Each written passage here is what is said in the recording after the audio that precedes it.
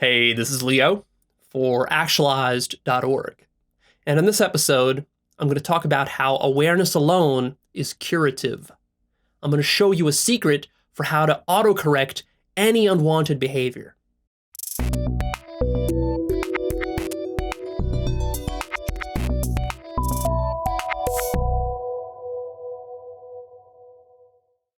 More action isn't always the answer, despite what you might hear in self-development circles. In fact, neurosis can be defined as the excessive use of will, force, and action to try to change your own behaviors.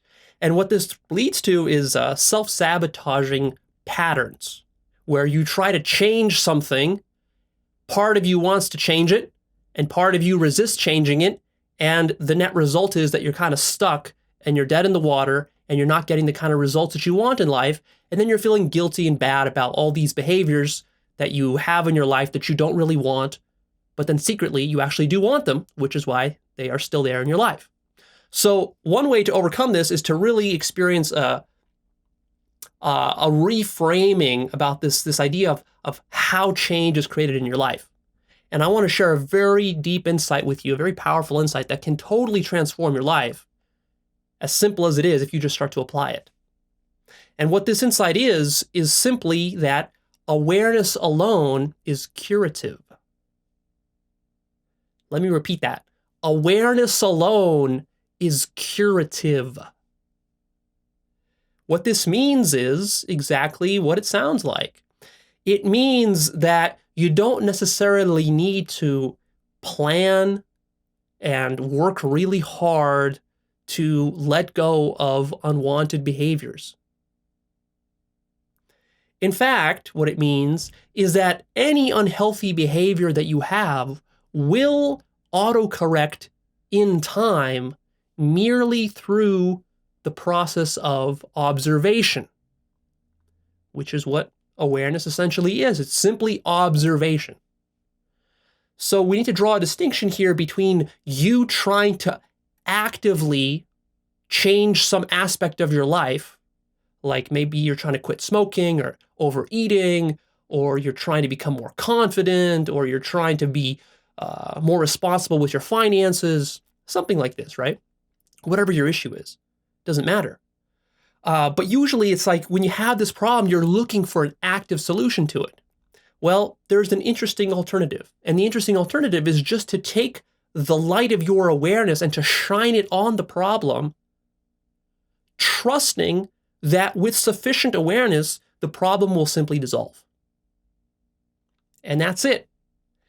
Now, what's really cool and powerful about this method is that it doesn't require you to really do anything. It's extremely versatile. It will apply across the board to many problems you currently have in your life and you will have later on in your life. So this is a super versatile technique, and I'll show you all the different areas in your life where you can apply it, right? Some really cool areas. But first, let's talk a little bit about why and how this works. And in fact, an additional point I want to make about this principle, right? It's really a principle of advanced self-development work, is that awareness alone is curative. I want to program that into your mind so that when you have a problem, this principle comes up. It's like, oh yeah, Leo told me awareness alone is curative. Maybe I can rely on that principle rather than relying on my old neurotic knee-jerk reaction desire to try to change it through force.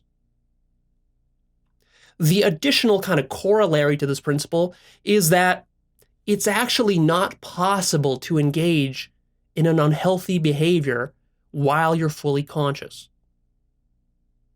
This is a mind-blowing statement.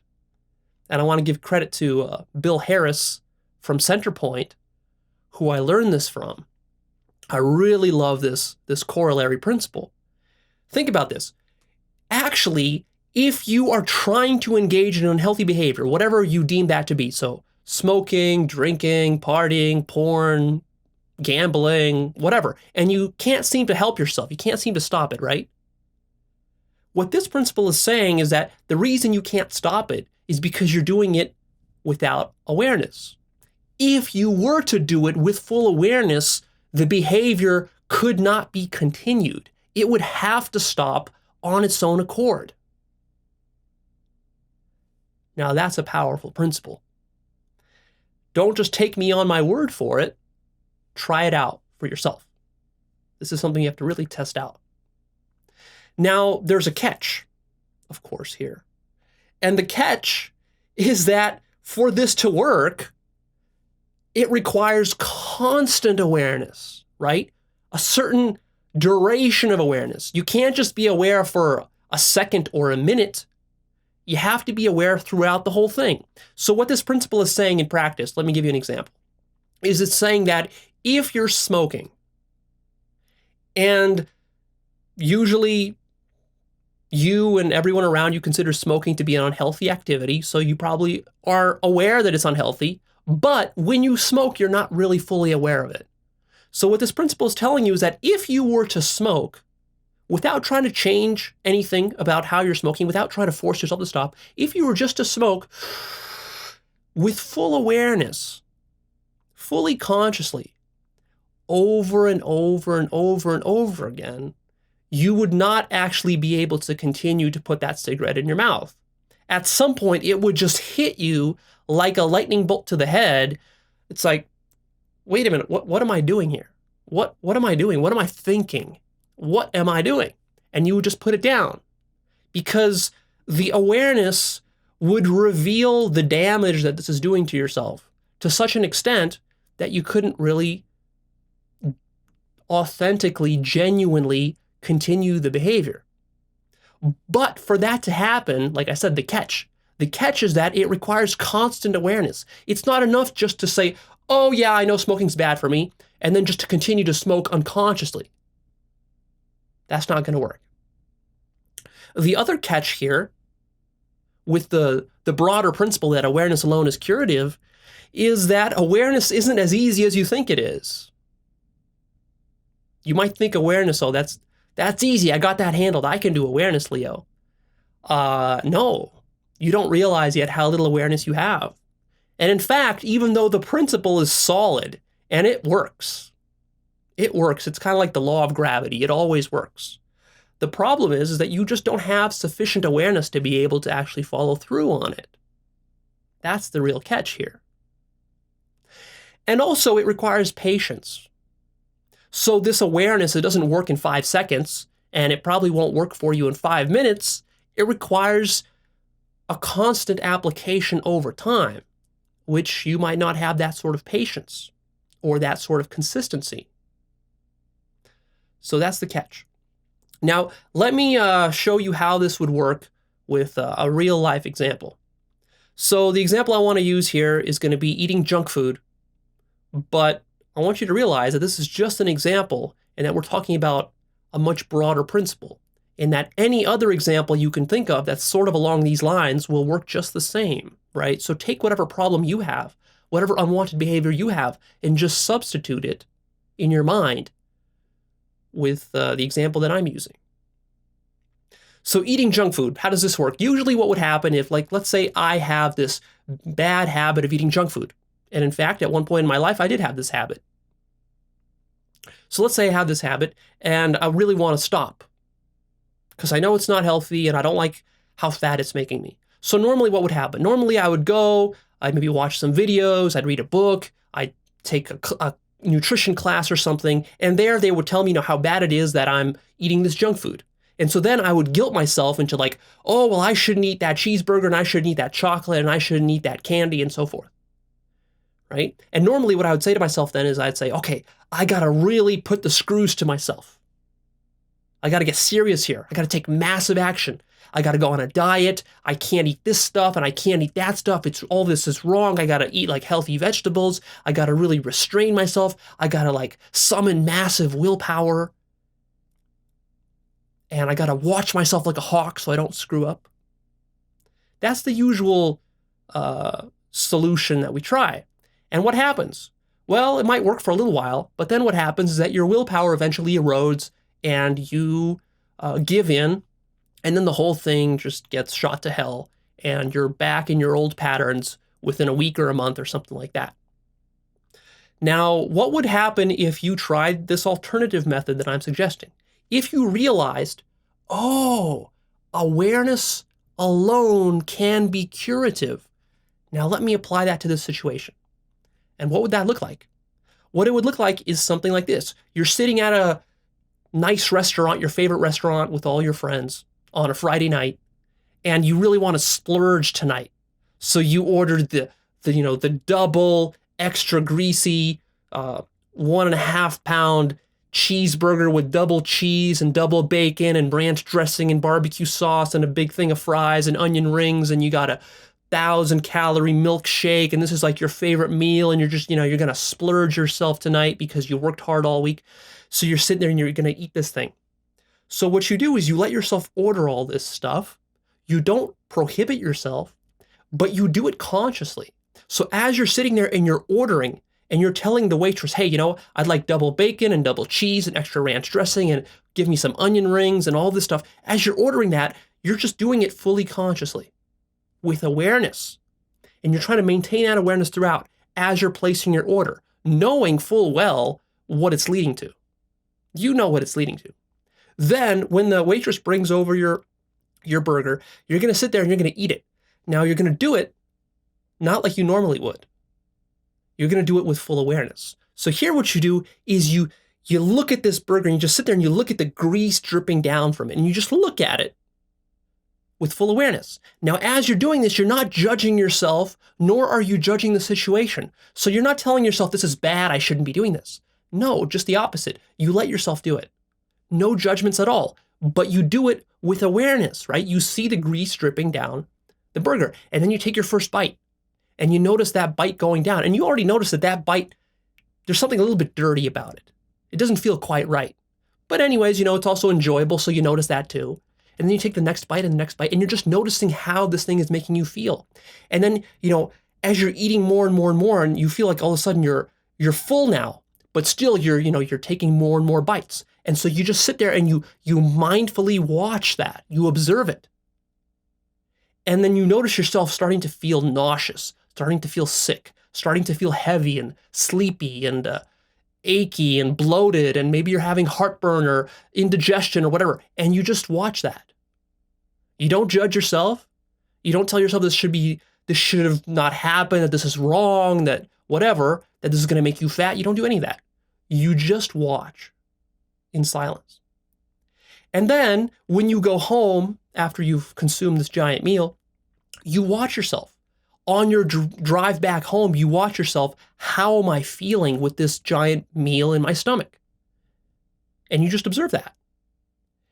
And then 2 hours later, when you're sitting at home and you're so sleepy, you got to take a nap because of this giant meal and you can't do your work or whatever, you just notice that too. And then when you're going to sleep and you're not feeling very good, you have a stomach ache, you notice that.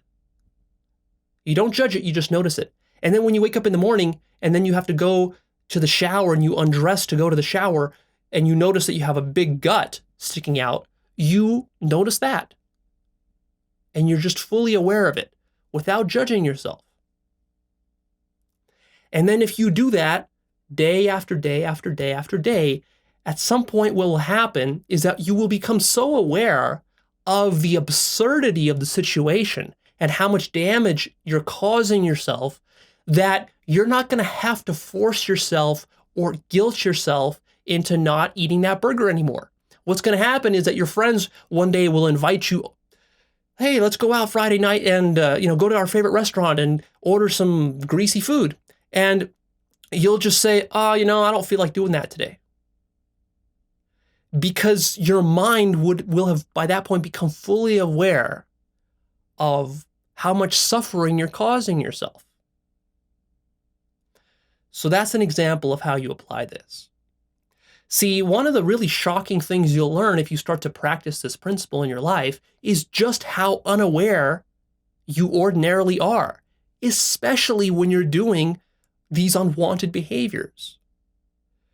Really, the only way you can engage in unwanted and unhealthy behaviors is by not being aware. And usually there's actually mechanisms you have that facilitate this. right? There's things you do when you're doing something unhealthy to distract your awareness from the fact that you're doing something unhealthy. So when you sit down at the television with a gallon bucket of ice cream and your favorite TV show, and you're going to watch 6 hours of it while eating ice cream, well, it's like you kind of just get sucked into the TV show. You just kind of like totally let go. You become totally unconscious. You surrender to it. And that's the only way you can do that. That's the only way you can sit through that highly unhealthy behavior, right? Because if you sat there for 6 hours fully conscious of how much you're wasting your life, how much you're wasting your health, all the other things you could have been doing with your time, and how higher consciousness you could have been feeling, then it would have been too painful for you to continue that behavior. You would have just had to push the off button at some point. So I want you to start thinking how you could apply this in your life. Where could you use this? Let me give you a couple of qualifications and a couple of pointers for how people make mistakes with applying this principle. So one big point of confusion that people make here is that they assume that awareness is the same thing as logical knowing. It's not. So a smoker logically knows that smoking a cigarette is bad for them. But that doesn't really do anything. That doesn't change their behavior. And you might know that eating a greasy cheeseburger that has 3,000 calories of bacon in it probably isn't good for your health. You know that. But that's not awareness. Awareness is something very, very different. Awareness is a in-the-moment observation of what's happening. Knowing is something like a memory. You can just know a fact and store it in the back of your mind, and you can then pull it up once in a while. That's not awareness. Awareness is right now. Are you aware right now as you're engaged in whatever activity, whatever the activity is, as you're engaged in it? Are you aware of what you're doing? And that is a skill. You have what we might call an awareness muscle in your mind. And this muscle is flexed every time that you are being consistently aware. And then when you stop flexing the muscle, your awareness just kind of like goes away, dies off, and you go unconscious for a few minutes or a few hours or a few days or a few years. You go unconscious, right? And then it comes back again. But this is a muscle. This is a muscle can be trained and to be developed. And it's very different from logical knowing. So even if you're a very smart person, very smart people can still have very bad behaviors because smarts don't count for very much here. What really matters is your awareness muscle. If you want to eliminate the deep underlying neurotic needs that you have, which are the sources of these unwanted behaviors, the only way to do that is by shining and penetrating those with the light of your awareness. Observation. Awareness here, don't take it as some, fruity new age woo-woo concept. It's really not. It's just observation.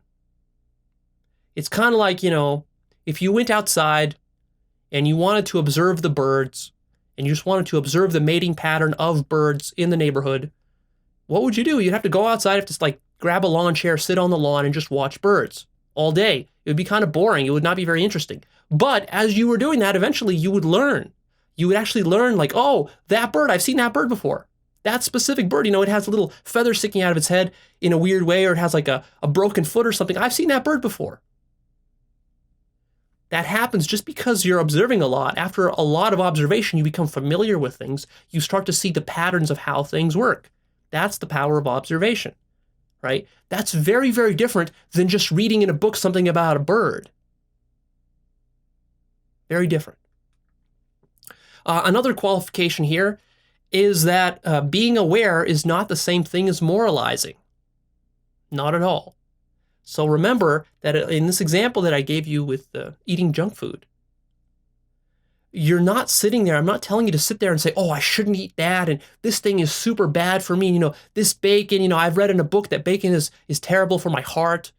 And, oh, this is going to make me so fat and I don't want to be fat. All of that stuff, that's not awareness. That's actually unawareness. Moralizing is actually one of the major unwanted behaviors that you should be concerned about with unwiring. And one of the ways that you can unwire moralizing is simply through awareness. You don't unwire moralizing through more moralizing.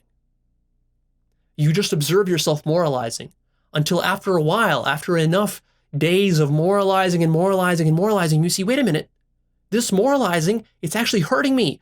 Oh, it's hurting me. Oh, maybe I should stop doing it. And your mind will release. It will release. The release will be beyond you. It will transcend you. See, the power of awareness is that awareness comes from someplace deeper than just you. You as an ego, sitting there as an ego, you want all these things in your life. You're trying to set up the perfect life for yourself. You're trying to be happy and you're trying to avoid misery and suffering. You're trying to do all this stuff. But paradoxically, what's happening is that because you're trying to micromanage everything with your ego, the ego gets in its own way. It's kind of like a micromanaging boss that doesn't let a good employee do its job right. Right? A good boss has to actually let go of control and just kind of sit back and watch. And once in a while, he steps in and gives a little bit of advice here and there. And basically, he trusts the employee to do the work that he's supposed to do. But see, you're not doing that. You're micromanaging as the ego that you are because it gives you a sense of power in your life. It gives you a sense of control. And you thrive on that. The ego thrives on that. What has to happen here is you have to let go of that and just be aware. And that's a foreign notion to many people. Also, another qualification is that awareness is not suppression. So I'm not telling you to suppress anything here. I'm not telling you to suppress your desires, even the bad, quote unquote, bad or evil or shady desires that you have. I'm not telling you to suppress those. So what I'm telling you is actually quite the opposite. If you have a real desire to have sex or to watch some porn or watch a 6-hour marathon of your favorite show while eating a bucket of ice cream, do that. Do it. Don't hold yourself back. As you're doing it, be aware though. You see? Don't try to stop yourself. The mistake, the very big mistake that people make when they're trying to be aware is that as they're being aware, they're also at the same time manipulating their behavior to try to come to the best outcome possible. So it's like if you sat down and you're like, okay, Leo, I'm going to do what you said. So I'm sitting here with my gallon of ice cream and I'm eating it a little bit and I'm watching my TV. And now Leo told me that, awareness alone is curative. So I'm going to be aware of this. But as I'm aware, wouldn't it also be nice if I just actually resisted it? Leo, shouldn't I just resist it and tell myself to put it away? And what I'm telling you here is no, don't do that. Do what you naturally want to do. So if you naturally want to eat the whole bucket, eat the whole bucket, but be aware while you're eating the whole bucket. Notice that awareness here is a very hands-off activity. It's very passive. It's very passive. It's almost scientific. Like I said, if a scientist was observing birds outside and trying to describe accurately their mating behaviors, the scientist wouldn't go and run up to the birds and try to interfere and force them to mate by hand, right? That would be totally against the scientific method because it's so artificial. No, the scientist would sit back, he would hide himself, and he would try to make himself totally transparent and invisible to the birds so that the birds could do their thing and he could just record the actual situation. He just records it. That's what I want you to do. I want you just to record in your own mind exactly what's happening. And that would be you following this principle. And then all you got to do is you just got to keep doing it consistently and just trust the process. Trust that this principle works. And over time, what you'll do is you'll prove it to yourself. Now let's talk about how this can be used in your life, different areas of application. Basically, it works for any unwanted behavior or bad habit that you have. So, of course, overeating, drugs, drinking, smoking, porn, television, internet, Facebook, social media, this kind of stuff, video games, procrastination, shyness, guilt, perfectionism, workaholism, depression, anger, anxiety, fear, OCDC. It works for all this stuff and more. This is just a small list. Let me pick out a couple of these and talk about them in a little bit more detail. So let's say, for example, you have a shyness problem. And maybe you were bullied in school, so you're kind of shy now. And you say, Leo, how do I solve my shyness problem? Well, rather than going out there and forcefully trying to solve it in a desperate, neurotic manner, how about we apply this principle? So the principle is awareness alone is curative. So when you're being shy, the next time it happens to you, in the moment, actually just watch yourself being shy. Notice the thoughts coming up in your mind. Notice what those thoughts are doing to you, to your behavior. Notice the emotions that come up. Notice your sweaty palms. Notice what's happening. Notice the people, how they're reacting to you. Notice what happens after the shyness disappears. So try to be fully aware through that shyness process. And what I would suggest is going to happen, what I would predict, is that if you do that day after day after day after day, eventually you will reach the point where you will no longer be shy. That's pretty powerful. Pretty powerful. But you have to be consistent with it, and you have to actually practice awareness. And you have to not fall into all those traps that I talked about. What about depression? Leo, how do I cure my depression? What do I do? What kind of forceful neurotic action should I take? Well, how about you apply this principle? And the next time you're depressed, you just sit there and you be fully aware of your depression without trying to change it, without trying to run away from it, without trying to become happy somehow through some kind of chemical or mechanical stimulation. Just be aware of your depression. Be aware of the thoughts that come up while they're coming up. Notice all that. It's not easy to do. You got to actually do it. You got to apply awareness to it. That's challenging. Because if you're depressed, your awareness muscles are very weak. But what I'll guarantee you is the following. If you do it, and you become or stay aware longer and longer and longer throughout every depressive episode that you have in your life, after a certain point, the depression will become impossible. It will simply become impossible. Because what will happen is you'll become aware of how you are creating the depression. As crazy as that might sound to you, but you are creating it, and you can become aware of it. But it will take patience and consistency on your part. You have to actually have a little faith in this process. And so on with things like fear. If you have fear about something, like let's say you have a fear of your kids doing drugs. What do I do about that, Leo? How do I stop my kids from doing drugs? Well, instead of getting them to stop doing drugs, what I would suggest is that you actually work on your fear of them doing drugs. And the way that you do that is just to be fully aware of the fear as it comes up. So the next time you have this fear, just be aware what's happening. What thoughts are you thinking? What images are going through your mind? Be fully aware of that. And over time, this problem will autocorrect. And you won't need to force things to happen.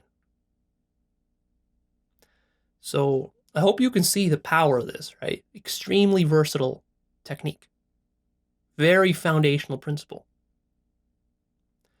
Let me wrap up a little bit by just kind of going deeper into what's really happening in your mind with awareness. You got to realize that your mind is like a thinking machine. It's a complex, very vast network of thoughts and beliefs. I've talked about this in other episodes where I talk about the knowledge graph, or another phrase that I like for it is this web of beliefs that you have in your mind. You have hundreds and thousands of different beliefs in your mind. Thoughts. These thoughts are being triggered every single moment throughout your life. You can't really control it. And this is one giant, very complex system. This entire system is what creates your personality and is what fuels many of the actions and behaviors you take in your life. So basically, if you want to start to create changes in this web of beliefs, what starts to happen is you have to start to notice. You have to start to become aware of how the system works. Notice that that is different from trying to change the system. The system is so huge and so vast that it's beyond your capacity to change. This system tries to maintain homeostasis. It tries to maintain kind of a status quo. And it doesn't like when you go in there and try to change stuff. In fact, what's happening is that there's not a you who's sitting outside the system who's trying to change the system. What is really the case is that you are the system. So how do you change yourself? Well, that's really tricky. If what you try to do is the most kind of like naive and intuitive thing, is that you're going to try to act from within this web of beliefs to change the web of beliefs. And if you try to do that, you're very likely to fail. Because thoughts will not deeply change other thoughts. If you want a real deep change in this whole system, what's required is awareness. The raising of awareness. As awareness is raised, this web of beliefs starts to restructure itself naturally. Because actually the reality of it is, and now we're getting into some very deep stuff, but the reality of it is that this web of beliefs is sort of floating in a giant sea of awareness. The awareness is the only thing that's outside, you might say, the web of beliefs. There's nothing else outside of it. So the deepest thing you can appeal to and the most fundamental thing you can ground yourself in is awareness. But notice that that's not thinking. That's not knowledge.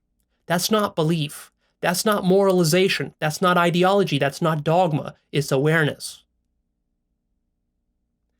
And to confuse awareness with any of these other things is to get stuck in this network of beliefs that you have and this network of thoughts.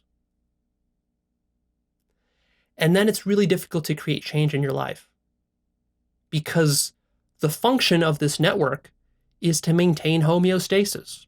And homeostasis is not change. Change really, truly comes from awareness. And we have a tendency, naively, to want to force a change. And we think that if we just apply enough force in one part of the web of beliefs, that will somehow make a dent. But what we don't realize is that this web of beliefs is actually the place from which the force is coming. So the force isn't coming from some outside magical location. The force, when you're trying to apply force, it's actually coming from a part of the web of beliefs. So what happens is that it's like this self-referential, like twisted phenomenon, right? This is where self-sabotage comes from. It's like one part of the web of beliefs tries to turn against the other part, and then this part reacts and turns against that part. And so you just have this like swirling vortex of homeostasis. In the end, what happens is that this web is so complex that every part adjusts itself to maintain a certain balance and status quo, which is why the harder you try, sometimes the less you succeed. The counterintuitive thing is to let go of that whole enterprise and to just work on raising awareness. And to have faith that the change that you seek will come as a natural byproduct of the raising of awareness and not through some force applied within the system. The system is really helpless to change itself without awareness. But this requires a radical new way of thinking. Your web of beliefs has to actually conceptually first grasp, oh, yeah, I'm not the only thing at work here. There's something beyond me here at work. Let me surrender to the thing beyond. See, that has to enter into your network of thinking, which is why an episode like this can be valuable to you, because even though as I'm speaking to you, I'm giving you concepts and thoughts and beliefs. And you might say, well, Leo, this is just adding more stuff to my network and it's not giving me more awareness. Yes, that's technically true, but we have to start somewhere, right? We have to get a little bit of leverage somehow. So the way we do that is by feeding a little bit of the right kind of beliefs and thoughts into your network, and then hoping that that will be enough for you to then trigger that awareness. And maybe, aha, right? You have an aha moment. So a thought can lead to an aha moment. It can lead to an insight. And those aha moments or those insights, that's what creates change. Those insights do not come from thoughts. Those insights come from awareness. That's some deep shit. I don't want to go into too much detail on that. I'll talk about that later in other episodes because we're getting a little deep here, but I did want to give you this kind of like deeper understanding of what's really going on here when you're trying to change some of these unwanted behaviors and why it's so difficult for you and why you keep backsliding and why you keep sabotaging and why it seems hopeless. And it's like, oh, Leo, I can't cure my depression. And I just can't seem to lose weight and I can't seem to get my finances in order. And I just keep procrastinating over and over again. And it seems like nothing will help. Well, if you've been stuck in that cycle, try the alternative. Try adopting the principle that awareness alone is curative. And just have faith in that process. Believe that the deepest change will come from awareness of the damage that you caused yourself and from a natural desire for reality and truth. All real change comes from alignment with reality and truth. At the most fundamental level, that's what's going on. When you're growing, when you're developing, when you're self-actualizing. But for that to happen, you need to develop some awareness. So you might say, well, Leo, how do I develop this magical thing called awareness? Well, there's really no shortcut for it. It's simply by sitting there and by being aware. But there are a couple of very simple things you can do. Probably the most powerful is to set up a meditation habit, daily meditation habit. I have many episodes that talk about how to do that. So you might want to check those out and start experimenting with that. But also a lot of my other videos, they talk about what awareness is in more depth, what truth and reality is, how the mind plays tricks on you, the illusions created by thoughts. So as you watch all this stuff, what's going to happen is that you will get the right concepts into your web of beliefs that will allow you to create a little bit of clearing for the awareness to start to arise and really take effect. And then over time, over months and years, as you train that up and you flex your awareness muscle, it will become so strong that a lot of the problems that you've had in your life, they'll just simply melt away and dissipate. So doesn't that sound like a better alternative to the stuff you've been trying that's been failing? Give it a shot and let me know how it works. All right, I'm signing off. Please click the like button for me. Post your comments down below. I do like to read them sometimes. Share this episode with a friend. And lastly, come check out Actualized.org right here. This is my website and my newsletter. Sign up to the newsletter because it'll keep you on track with this journey of learning about how your mind works, how your mind deceives you, and how to raise awareness. I'm going to have a lot more content coming out in the future that has to do with in-depth topics about how thoughts work, how consciousness works, what awareness is, what being is, what reality is, what truth is, how to get in touch with all this stuff. And man, if you do that for just a couple of years, the whole experience that you have of life is going to transform. And I'm really excited to have you to start to taste that in your life. That's what excites me about this work. So I'll be sharing more of that coming up. Sign up, stay tuned, and I'll see you soon with more.